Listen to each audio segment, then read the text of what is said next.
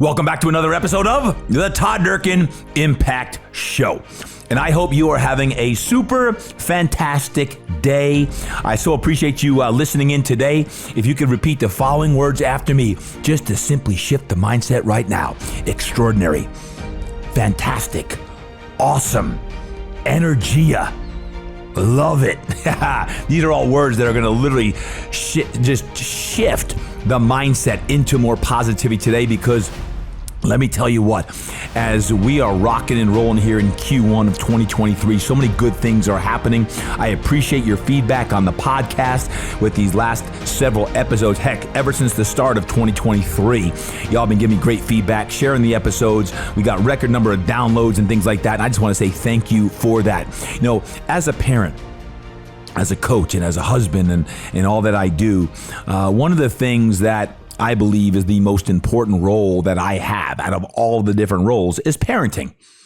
And as a coach and trainer for the last 25 years, it's interesting when you study youth athletics. And when I say youth, I'm talking everything from elementary to middle school athletics into high school, and even having a college athlete now myself, and in training thousands of athletes all the way up through the pros in my career. It's always interesting to work with athletes, and sports obviously is going to be something that is always important in our culture, and I love that. But have you ever thought that sometimes sports can actually crush kids? It actually can be very, very difficult for boys and girls and young men and women, as sometimes we put too much value in sports. Does that make sense, anyone? Can I get an amen, anyone? Sometimes you think, man, when my kids are done playing sports, it's going to be a lot easier, parents. And as athletes, a lot of times it's easier to be the athlete than to actually watch someone win or lose a game, because when you're immersed in it, you feel like you have control of the outcome of a game sometimes. If you're on the sidelines, you know you'd rather be playing than watching. Well, in today's episode, I have a very good friend, someone who I've coached and mentored in my mastermind for almost a decade now. And not only is he a part of my highest level coaching group and someone who's been a huge leader in the fitness industry, he's also an entrepreneur and he's an author. He actually was on, I believe it was episode 192 way back in the day. And he wrote a book, his first book, called The Youth Truth. And The Youth Truth was for coaches and parents, as well as athletes. But he recently wrote a new book, and this book is called Athlete, I'm Talking to You. Take back control, 7 mindset hacks to dominate in sports and life. And Andrew Simpson is someone who is going to rock your world. We have a great conversation today for the athlete and the parent, because parents, have you ever put a little too much of your time, energy, and even happiness into how your son or daughter is doing? Or am I the only one? Yeah, I thought so. Andrew Simpson's team at PFP, Players Fitness and Performance in Frederick and Eldersburg, Maryland, have ignited a movement across the globe to help millions of student athletes regain confidence, restore joy and passion, and perform at peak potential without suffering the debilitating mental health challenges so many kids are facing today. Through books, events, the gym, and their platform, the PFP team has already impacted thousands of youth athletes, parents, and coaches, and are on track to reach millions. This man is a great leader. He's a great leader who has a big vision, and we're going to talk about his vision, not only of his book, but of PFP and how he's going to change the world of sport in the next decade to come. And I can't wait for you to reach Andrew Simpson and hear Andrew Simpson's message right now. Without further ado, meet my good friend Andrew Simpson and hear about his new book called Athlete, I'm Talking to You. Andrew, welcome to the show. It's always a pleasure to be back in San Diego. I should say welcome back to the show. That's right. It was episode 192? You made your first appearance. A lot's happened since then. Your first book, Youth Truth, came out. You've expanded your PFP gym, and it's good to have you out here in the midst of winter. And it's a little colder back in Maryland these days. And welcome back. Fill me in. How are things going? Man, a lot has changed since I've been here last on the podcast. We Just expanded our gym, like you talked about. Yep. PFP, serving student athletes, serving adults. Last month. In a new community. January, right? Last month. Yeah. And so we've got a second location rolling. Vision is to have 30 locations by 2032, serving 10,000 kids and adults, being the lighthouse and being a place for kids. Whoa, slow down on that. Go ahead. You have 2 right now. Now, you have a second. You said 30? 30. By when? 2032. 2032. So you have about 9 years. That's right. Okay. So we need to hit about, what? Little 3 to 4 a year. Oh, I like this. This is going to be a great episode, my friends. We're going to light this podcast on fire because he's in major growth mode. You've heard me talk about Andrew Simpson as a phenomenal standout leader and entrepreneur. He's a father. He's a husband. He's an entrepreneur, and he is leading dozens of young men and women, not only in the fitness business, but in the coaching industry and all that he's doing as a man. And I just want to thank you for being here today. I appreciate it, TD. I've known you for over a decade now. It's been about a decade. And I've seen such astronomical growth in all ways. And you just came out with your newest book, your latest book, Athlete, I'm Talking to You, Take Back Control, 7 Mindset Hacks to Dominate in Sport and Life. Can't wait to dive in later in the show about that. But your first book, The Youth Truth. If you have not read that and you're a parent, you're a coach, you're an athlete, read The Youth Truth. It's a really great book. We came out with that, and then that thing called the pandemic struck. That's right. Whatever happened with that book, and what's happened since that book, The Youth Truth? Yeah, so that book was written out of a prompting on my heart to address all of the problems that were happening in the youth sports industry. Coaches. You got all of it in one book? Because that's a lot. It was a long book. It was a long book. No, so that book, it really did. It helped a lot of people, a lot of coaches, a lot of parents, and ultimately the byproduct is healthier, more confident, successful athletes. But when that book came out, about a month later, youth sports shut down and became somewhat irrelevant for a period of time. But then, Who was The Youth Truth written for? It was written to the coach and the parent. The coach and the parent. So if you're a coach or you're a parent, The Youth Truth is now more relevant than ever. Right? It's more relevant now because things were shut down and now we're getting back. We actually appreciate youth sports, but we also need more great coaches. We need more great coaches. And Andrew Simpson and his PFP team have an incredible system on great coaching, and his Youth Truth book certainly is going to give a little bit of insight into that and talk more about it. What's happened since then? As far as, your growth and where the Youth Truth has led you to the pandemic and even where you are at today with the expansion of PFP and the latest book. Most importantly, I had a daughter in that time. So we got 2 kiddos. That'll change now. your life. Yes. Yep. Absolutely. So I had another kiddo. So the kids' ages now are what?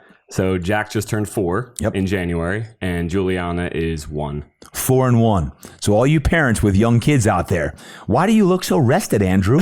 You look great. You look refreshed and energized. You just expanded your gym. You've just written a book. You're a parent of 2 young children, and you look well rested. It's because I'm in San Diego. There you go. It's sunny and it's warm out here, where it's probably like 4 degrees back in Baltimore and Frederick, Maryland.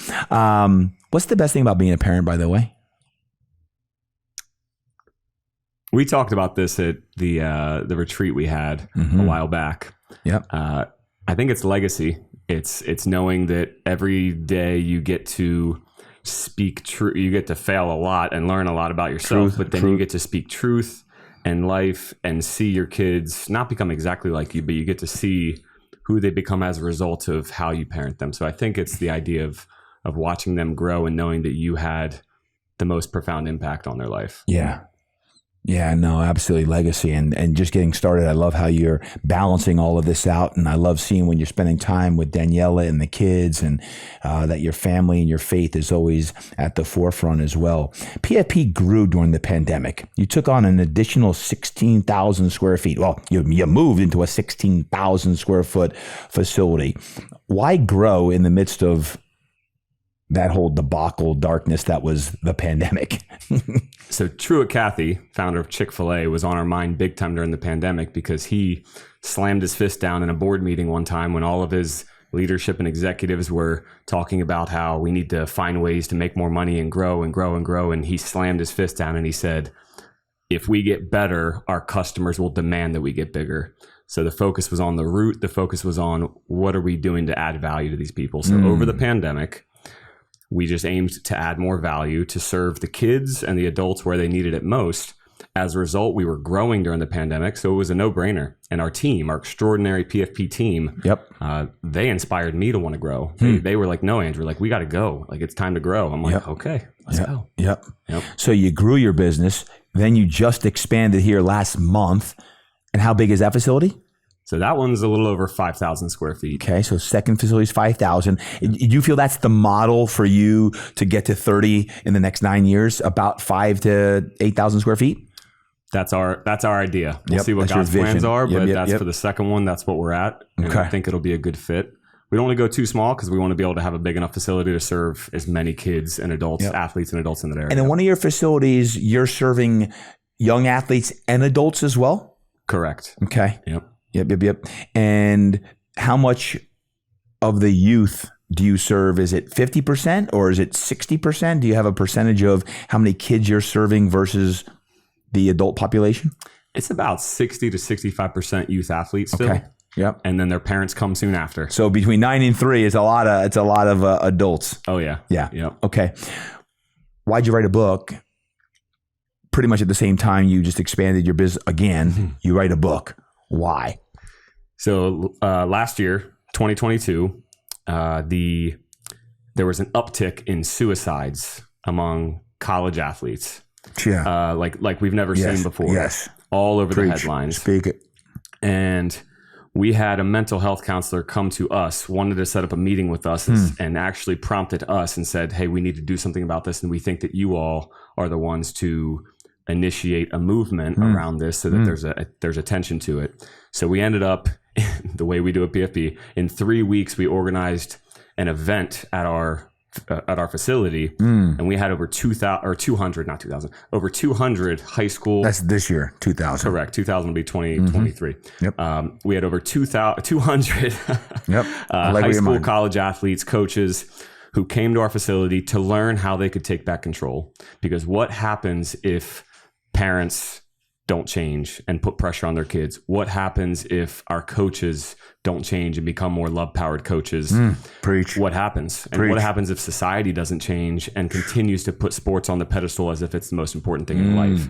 If those things don't change, we've got to put the power and the control back into kids' hands. And when you're a 16, 17-year-old young man or woman, at that point, you're developed, you're mature enough to learn how to take back control of your own mind, emotions, actions, and reactions. And so this event that we put on, we had 6 college athletes and former college athletes come into the facility and share their testimony about the injury that they sustained, the challenging coach that they had, the anxiety they were facing at the college level, the depression, and even suicidal thoughts. And they shared their story, they shared their message. And after that event, it was like, what's next?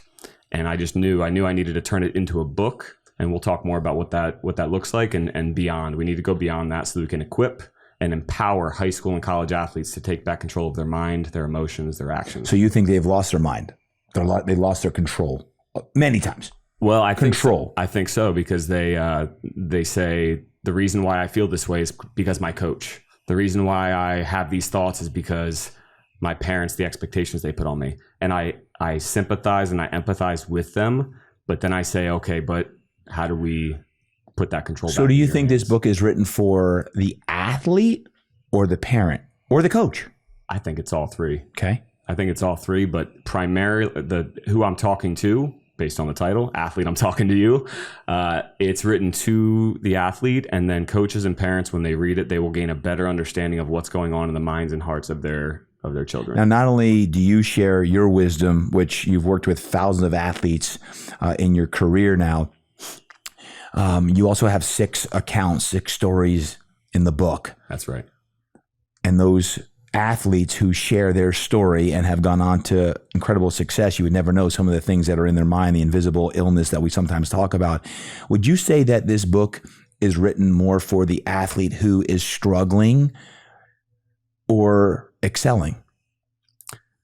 I think the more profound impact is going to be for the athlete who's struggling mentally, but it is absolutely going to take that young man or woman who is doing pretty good and wants to get to the next level. Your psychology is going to always dictate a lot about how you can get to the next level. Professional athletes will also tell you that, right? It's the mental game that's going to get me to the next level. Because once you get to a certain point physically, there's a lot of people that are physically gifted at the next level, but not many can overcome frustrations in the moment, get out of their head and into the zone. And so it's both. Yeah. It's both. So as a parent now yourself with a 4 and a 1 year old, you're not quite living it as a parent with kids yet. You soon will with a different perspective because of what you've been doing. Correct. Fast forward to where I'm at. I've got a kid, playing college football.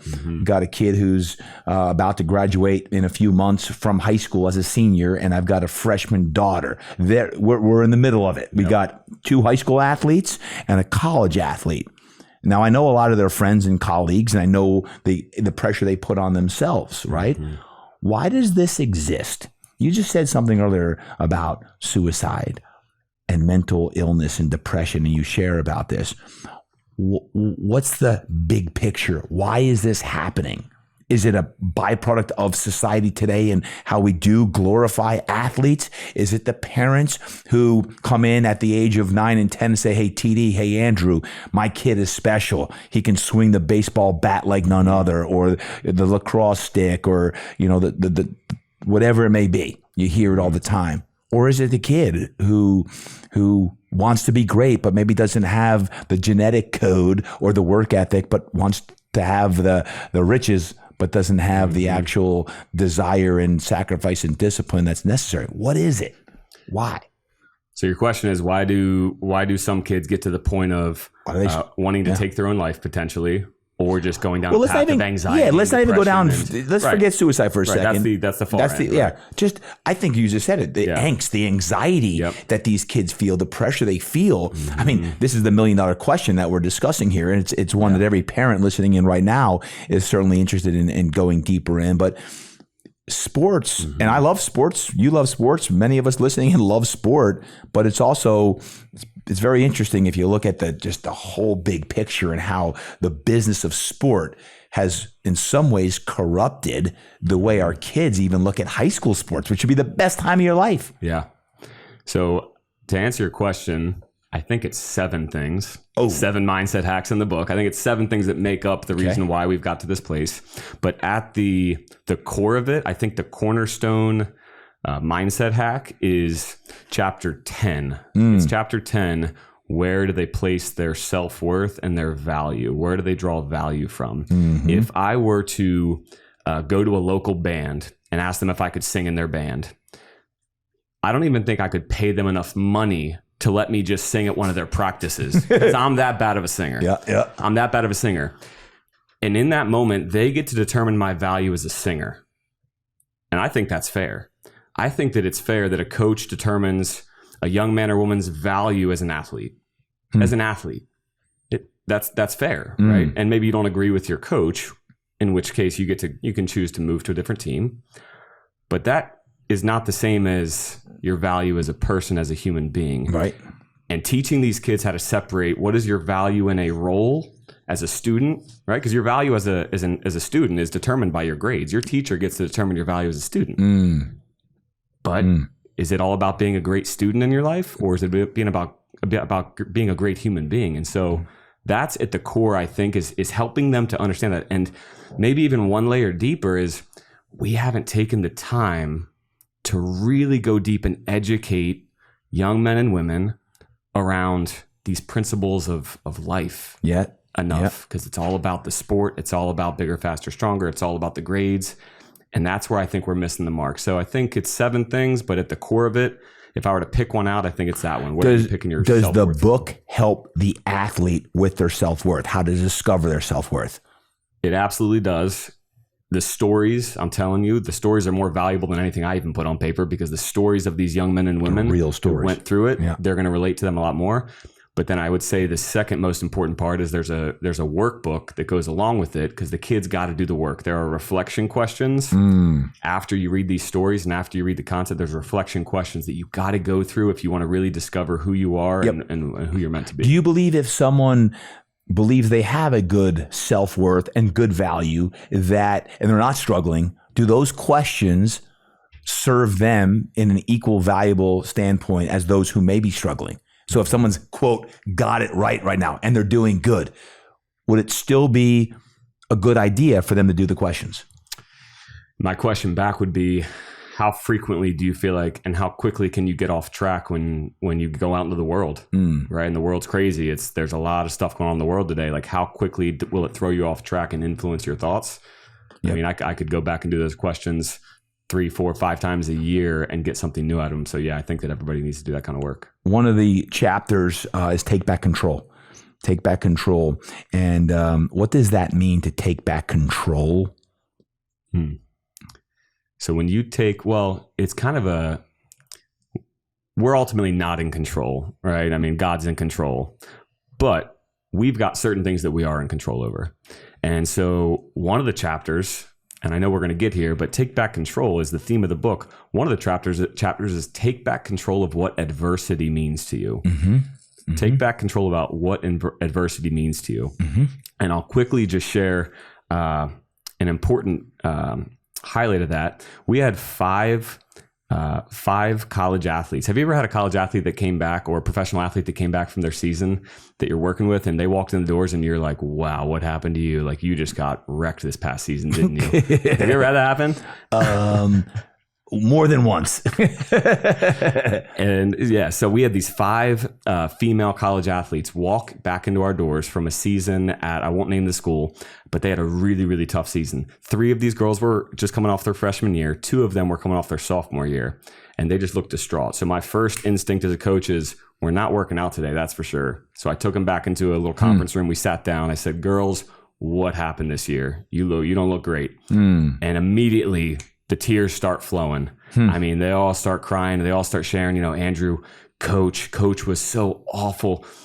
Coach would look at us and tell us that we were literally worthless. And why do we even think we could play Division I sports? And what? And they would rate them in these categories of like really, really tore them down to the max. And I let the girls go around, let them be heard, share their story. I mean, it was bad. I'm sitting in this room with 5 girls just bawling. Like, I'm glad I grew up with 2 sisters because I knew what to do. So let them talk. And then at the end, and I really did mean this, because these girls went into college sports with expectations that were unrealistic. They thought it was going to be different because, when coach is recruiting, different person a lot of the times. And then it gets to reality. And they weren't equipped. And I took responsibility for them not being equipped enough to handle this new coach. And so I let them share, and then I looked at them and I said, girls, I'm so sorry that this has been your experience. You thought it was going to be a lot different, and I really am sorry. But I'm curious as to why you haven't found the good in this situation yet, and why you aren't grateful for your coaches.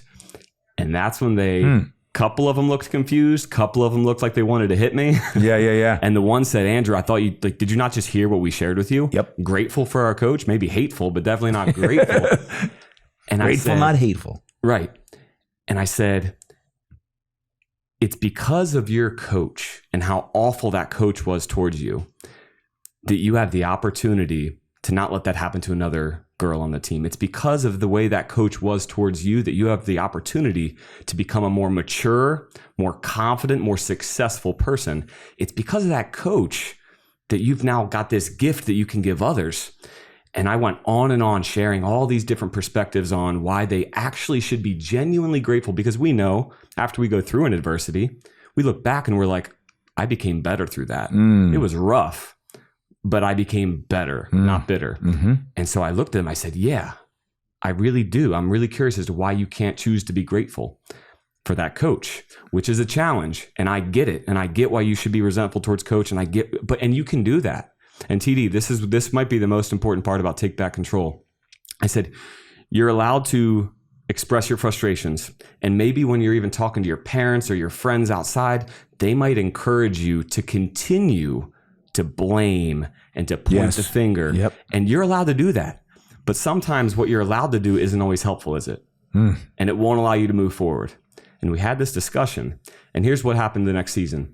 3 of them went back and they said, we're taking back control. 2 of them became a captain. One of them came off the bench but had an incredible season. One of the girls, the other one, decided she was going to be the mentor, right? She's like, you know what? I don't really want to play for this coach, but I'm going to go back because I don't want any other girls to be left out to dry. And then one girl ended up getting bitter and she chose not to take back control. And then I got a call from her 6 months ago because she was depressed and anxious and she didn't know what to do. And it's, so that's what happened. Did she get out of that sport? She did. Yeah. Yeah. She quit. Is she happy now? She is. Okay. Couple years later. Yeah. It took her a little time. Yeah. So would you say the mindset shift of adversity is focusing on gratitude in the adversity? Or what is that shift that's necessary if this young athlete is going through adversity? I think gratitude's the shift, and it works a lot better if you've planted those seeds before they go through an adversity, which I had clearly not done a great job of doing so. So I had to really work to get that mindset shift to happen. But I think if we plant those seeds early on, and we can give people an idea of what's coming and equip them and empower them, I think they can make that shift. Okay. So that shift happens from the trainer or the coach or the parent helping lead that athlete to make that shift. Are there specific steps? We say, be more grateful, you're going through adversity. To tell a 17-year-old or 19-year-old or 21-year-old to be more grateful for that, is there steps like, hey, journal your gratitude or thank 3 people every day? Are there specific steps to be more, quote, grateful? Yes, and those promptings are in the book, but I think above all, it is not taught, it's caught. So I think these kids, when they watch the way that their leaders, their coaches, their parents handle adversity and the way they talk about adversity, man, that's going to make a bigger influence than anything we tell them. Yeah. One of the chapters, I love the chapter called Take Back Control Over What and Who You Let Into Your Mind. How the heck do you control who you let into your mind? So one example is if I were to go try to give you a present, Todd, and you refused to take that present from me, to whom does the present still belong? You. Correct. So when mom or dad unintentionally or intentionally, usually unintentionally, come and give you the gift of pressure by saying, hey, Sarah, Johnny, you're going to crush it today. You're going to score 3 goals. And you say, you know what? Thanks, but I can't always control that, right? Thanks, but no thanks. I can't control that. I'm going to go out there and give it my all. So sometimes you let these things into your mind, right? These expectations or this pressure from people, you let it enter your mind unknowingly and not realizing you've got a choice. You don't have to accept that. So that's one of the ways that we can stop letting things into our mind that ultimately influence our minds. Sure. How, as an athlete, and let's just even go beyond just the athlete, I'll just say a fitness enthusiast who's competing at an adult level. I don't care if it's pickleball. Did I just say pickleball? I said pickleball. Or tennis or basketball or a youth athlete. How do you teach someone to get back into loving the game, the process, the practice? Because so much of today is on the outcome. It's on, did you earn the starting spot? Did you win the game? Did you earn a scholarship? Did you get drafted? And you put it all on the outcome versus the actual embracing of the process and the joy of working out or going out, the art of throwing a football or working on your speed or your conditioning. How do you teach someone to embrace the process? I'm not sure if I have a perfect answer for this. I have a story, though, of a girl that came to me recently who plays soccer. And I got a lot of athletes that'll come to me and say, like, coach is playing mind games with me. Like, coach is playing mind games with me. Anyone else hear that? He started me and then he took me out even though I was playing well and he never said anything about it. And so she had this going on and she went from being a starter to being a bench player, getting no playing time. And she seemingly didn't have any drop off in performance. And so coach is playing mind games with me. I'm not valuable anymore. And they go down this rabbit hole, right? And then it's not fun anymore, right? So it's a lot of things that come into it. And I had to work really hard. And it was in one session, right? So this can be built up over time if we do it right. But I had to work really hard to convince this girl of, again, what made her valuable, right? And focusing on the process. right? And we had to work on a lot of different things. A lot of them are in the book. We had to work a lot of things that got her to the point that by the end of that session, she's like, she feels a little bit more free, right? She's like, oh, like I can go out and just play. And if I get on the field and start, great. But also the perspective of time, right? Because for a young man or woman, one season is an eternity. Yeah. So helping them with that perspective on like, this is a blip and it ultimately is going to be a gift, right? It's going to be a gift that's going to help you get better. But this is just a blip in the radar, right? This one little season or this stretch of 3 games. And I ask them questions, right? Tell me about your past victories. Tell me about the 5 things you're most proud of in your life. Love it. And man, it starts to reframe them away from the focus, which that's a different chapter, what you focus on, take back control of what you focus on. Yep. Man, as soon as you can get them to stop focusing on the problem at hand and get their focus off that, they can regain some of the joy. Which is the art of great coaching, by the way, which Andrew, you and your PFP team are doing that. I have a question for you that's related to this topic, but it's also parenting. Parents, is this you at all? Or am I the only one? You place a lot of your happiness by the success of your child. Now, let me expand on this before you answer, because as a father and a coach and a trainer, if your kid has a good game or a good practice, all of a sudden you feel better. Like, oh, thank God he had a good game. He wanted to throw 3 touchdowns and he did, or we won the game. So you feel better versus you throw 2 picks or a bad game where your kid happened to cost the team the game. You feel bad. Parents. Maybe this is my own confession, or am I the only one? Because y'all laugh like, oh my God, thank God TD's saying this. Because it's true, because as a parent of 3 kids, and I don't say I put my quote worth in my kids doing good or not, but you hate to see your kids fail, but you know failure is part of their growth. And this is something that even now, again, I have a college age kid, I have 2 in high school. And going through that, you just want your kids to be happy, but you also know that part of your success, my success, was in failing. It was in some things that you didn't do well that you grow. But in today's uber competitive space, you want your kids to obviously do well. But part of doing well is failing. My question, I guess, to you is, even as a father who hasn't yet hit this, and you hear all the time from I'll just say the textbook answer is, well, parents don't put so much, of your happiness in the way your kids perform. The truth be told is, you want your kids to be successful and happy. So how would you say that as a coach and a trainer now, and with your wisdom of support your kids through the thick and the thin as well? Can I phone a friend?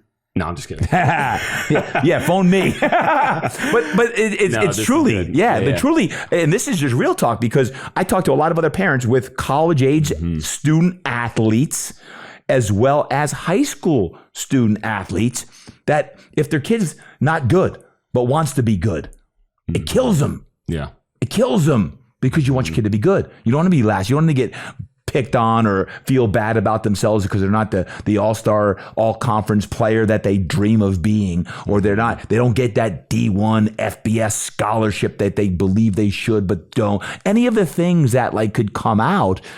Parents sometimes, man, my good friend, Larry Navigli, he often says, you're only as happy as your saddest child.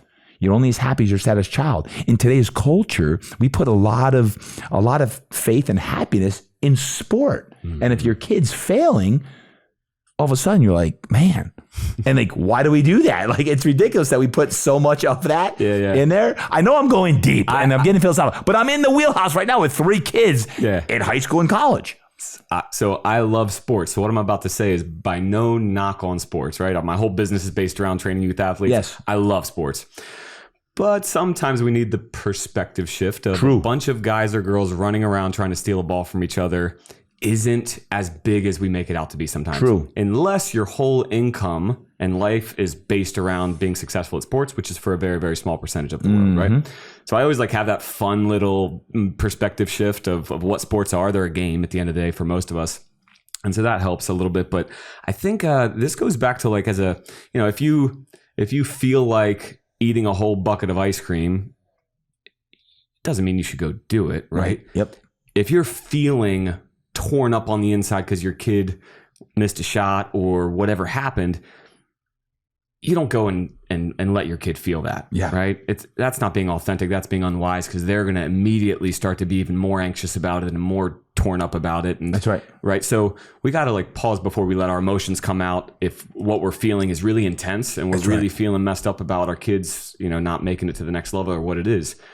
So I think it's like, you got to pause for a second in the moment. You got to let it pass. You got to let that feeling pass as a parent, and then get that perspective again. Yeah. And then if it's appropriate, be the coach to your kid. That's right. Hey, how you feeling? Yeah. Talk to me about this, and then guide them. Right. I think that's key. Yeah. And part of your chapter on self-worth is, I think many of us, not all of us, put too much self-worth in the outcome of where we're at. Yeah. Of we're not performing well, or the quote coach isn't playing us despite, why am I the backup or the third string or the fourth string, or why am I playing? Mm-hmm. So the self-worth goes in that. And as parents, we get frustrated that we can't control that. Mm-hmm. I'm just being this real talk. You can't control of, you know what? I know you're the best and you should be doing this. But the fruit really is not in where you're at now, but in continuing to work and practice and hone your craft. So when the opportunity comes, that you're prepared for the opportunity to prove to yourself and nobody else that you can do what you're designed to do, if that's what you're designed to do. The self-worth is faith first.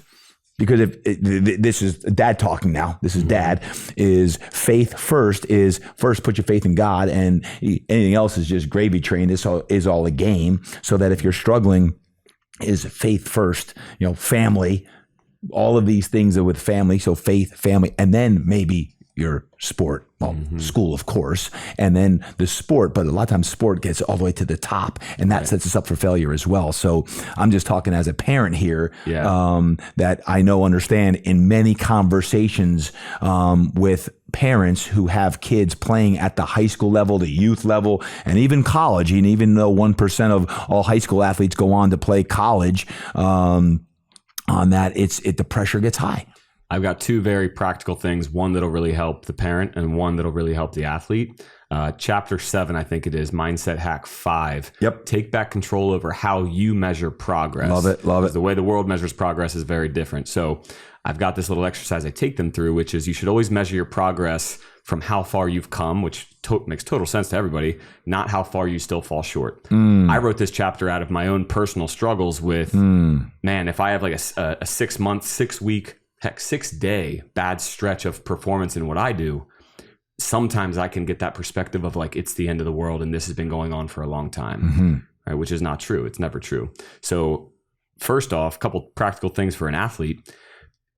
I want you, every season, after every season is finished, take the time to write down everything that went well that season, your accomplishments. Love it. And your wins. Super simple thing, but it'll really give you that perspective of, man, I didn't accomplish all I wanted to accomplish, which is my bigger and better ideal future. I didn't accomplish everything I wanted to accomplish, but man, I made progress. Yeah. Write down that every season. Every day, think about what happened the day before. Where did I make progress? What did I learn? Yep. And that's why I encourage them to put pen to paper. So for the athlete, you got to take back control over the way you measure progress. And it's going to take effort. It really is. It's going to take effort if you want to feel that satisfaction and improvement. But then for the parent, our friend Trina shared this with me. I said, Trina, I was interviewing her after the Youth Truth came out. I said, why is it that you are able to watch your kids maybe not make it to the level they wanted to be, or not succeed on the field, and be okay about it? Yes. And she just looked at me and she said, this is so key. Every parent needs to hear this. She said, Andrew, I have my own goals in life. Yep. She might be 45, but she hasn't stopped setting goals and trying to achieve more for herself. Yeah. And man, if we do that, that changes the game. Changes the game. Yeah, because you don't live vicariously through your kid and deriving your own happiness based on your kid's success. That's it. Andrew, I want to talk to the kids right now. Let's role play. Let's have a little message and speak directly to the athlete right now. If you were speaking to a high school athlete who needs to take back control right now, what would you tell that high school boy or girl who needs to take back control of their life right now? In a minute or so, speak some life into that young man or woman. You have greatness within you. You have certain things inside of you that maybe the rest of the world and your friends and your coaches, maybe they don't value as much, but you have things inside of you that you've been given that are valuable, and you have greatness within you, and you can overcome anything that comes into your way, every adversity that comes into your path, the injury you're facing right now, the negative teammate you have, the feelings of being worthless or inadequate or like you're not going to make it to the next level. All those feelings, you can overcome all of them with coaching and with perspective and with work. You got to do the work. But man, it's the message of you are more than an athlete. You're so much more than an athlete, and your value as a person does not equal your value in a position. Yep.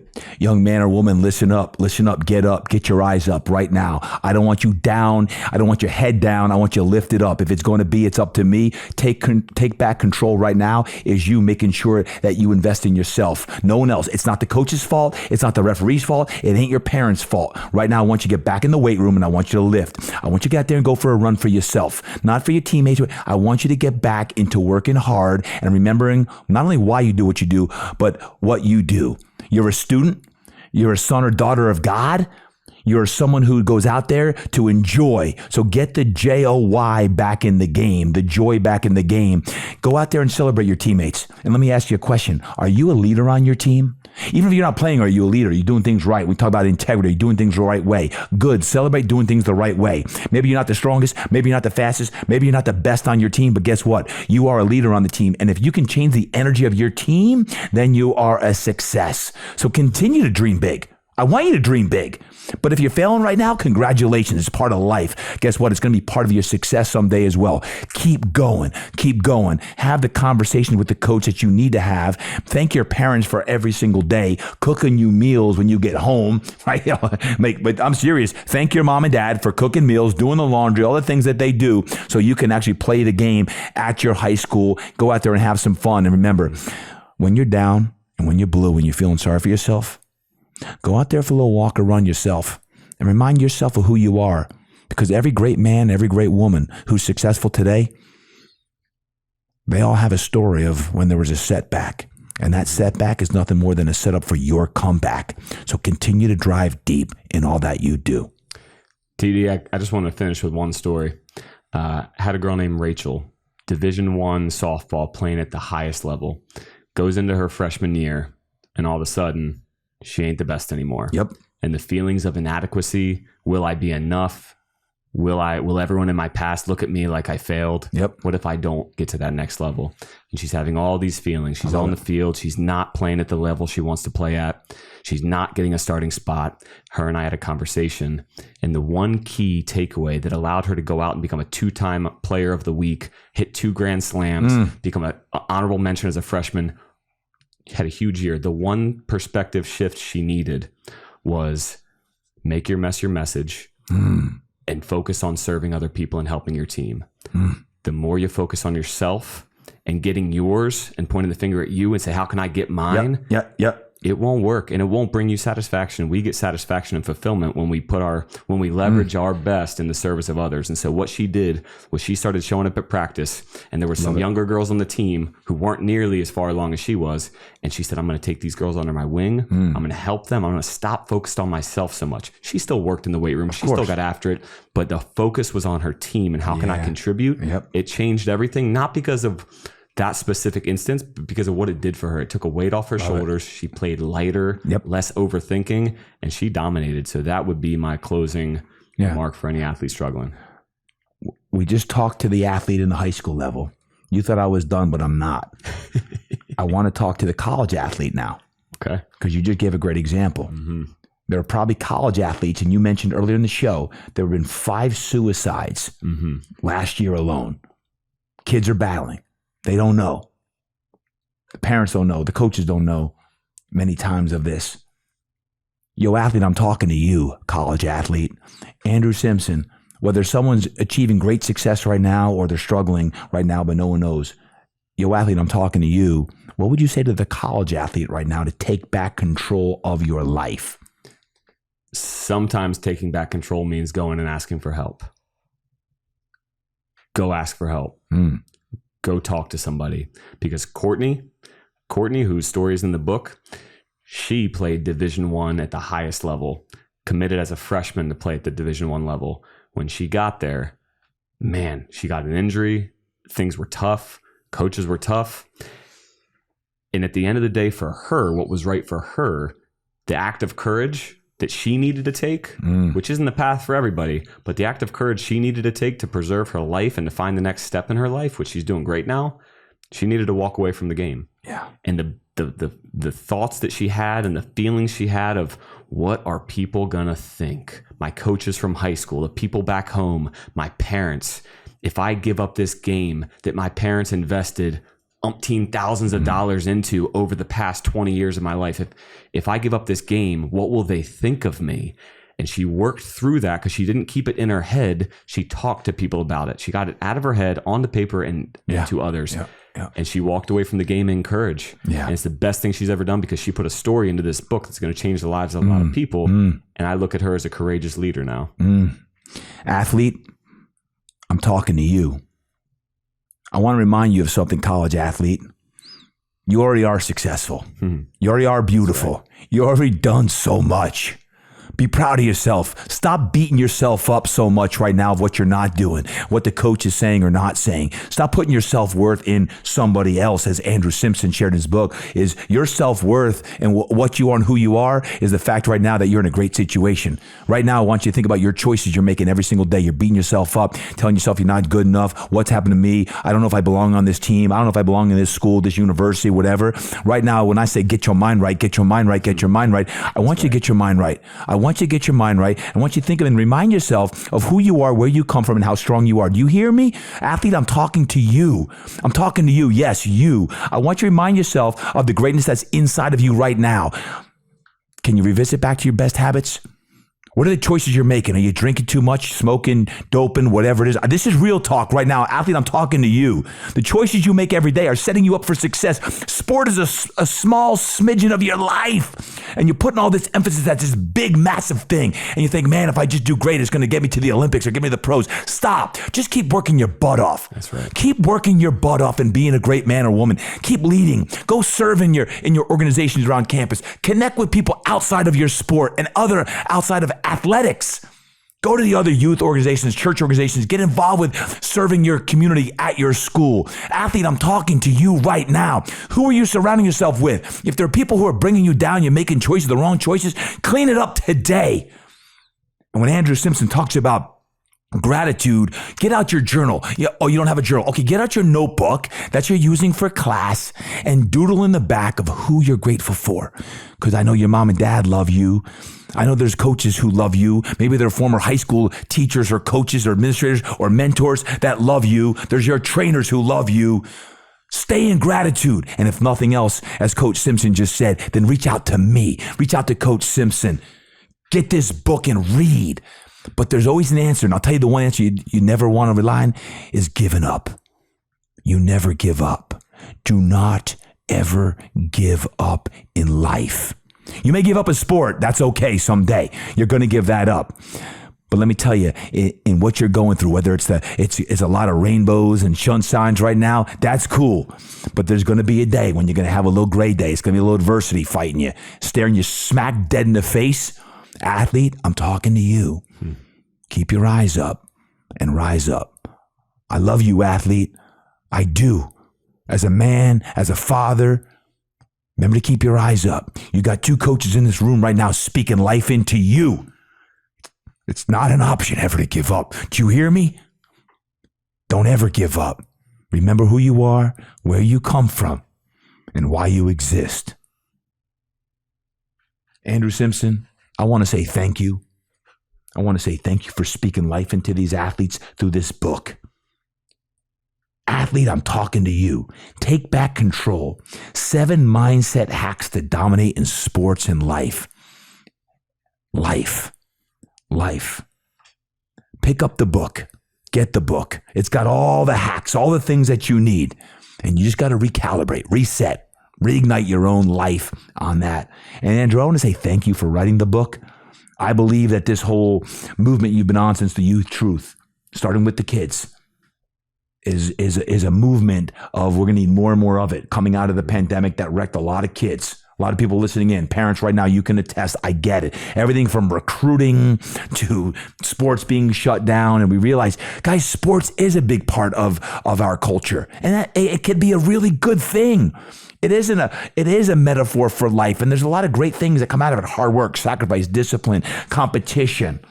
But it can also wreck you if you're not prepared for it and you put too much of your worth in it, knowing that there's more to life than just sport. How do you find the joy back in it? Andrew, where can our friends find the book? Where do they get it? They can go to andrewjsimpson.com and get everything there, including some events we've got coming up. And Amazon's got the book and the workbook that goes along with it. Okay. So Amazon, pick up the book on Amazon, and there's a workbook. There's a workbook. Is the workbook important to do or just to look at? Do the work. Do the work. Do the work. So there's a workbook that goes with the book. And this isn't like a long 549-page book. It's a book that you can get through with some work. Even if you're a high school or college student, you're like, oh, I'm buried with homework. Trust me, this is the kind of work that you're going to want to do because it's on you. There's an audio book too. Audio, just want to listen that's to right. it. The audio book as well. But do the work. That's the bottom line. And also Andrew J. Simpson, not just Andrew Simpson. Put the J in between there. andrewjsimpson.com. Do you have some live events hopefully coming up in 2023? More events? We'll have something in probably July. Take Back Control event, live streamed or in person. Let me just put it on someone's heart right now. If you're a principal, administrator, superintendent of a school district, if you're the president of a college listening in right now, bring this man in to speak some life into your whole athletic department. Andrew Simpson is an incredible speaker. Andrew, you need to be on the tour speaking life into all boys and girls, young men and women in sports, because your perspective on things is spot on and is going to help a lot of kids. And we didn't even get into all of the different aspects and statistics. Your book does a great job with that. But I know you're on a crusade right now to help athletes be better as men and as women in sport and fitness and in life. And man, I can't wait for all things you're doing, both events and all the speaking you'll be doing, both in high schools and colleges and universities here in 2023. Reach out to you. They can do that through the website, andrewjsimpson.com. Yep. Awesome. Right. And your Instagram is what? Coach Andrew Simpson. Coach Andrew Simpson. Check him out. Always dropping dimes on the IG as well. Any parting words for our guest today, Andrew? Man, we said it all. We said it all today. Man, I love the topic. It's for parents, it's for coaches, and it's for athletes. Thank you, Andrew Simpson, for being who you are at PFP. If you're ever in Frederick, Maryland, or now your second location is what? Eldersburg, Maryland. Eldersburg, Maryland. If you're in Maryland, go check out Andrew Simpson and his entire team. Read the book. Share the book. Please share this podcast. If you know any coaches, you know other parents that have kids who are involved with athletics, and the kids who are listening to this podcast right now. If you have any kids, friends, buddies, teammates who are either struggling or excelling and want to be better leaders and really spread the gospel of impact and motivation and inspiration of how we can make our teams better and serve that, make sure you share this link to this podcast. It's really going to help Andrew and our mission to make all athletes better. So thank you, Andrew Simpson, for being here. Pick up the book. God bless you all. Until next time, remember, train hard, eat right, live inspired, and go create impact.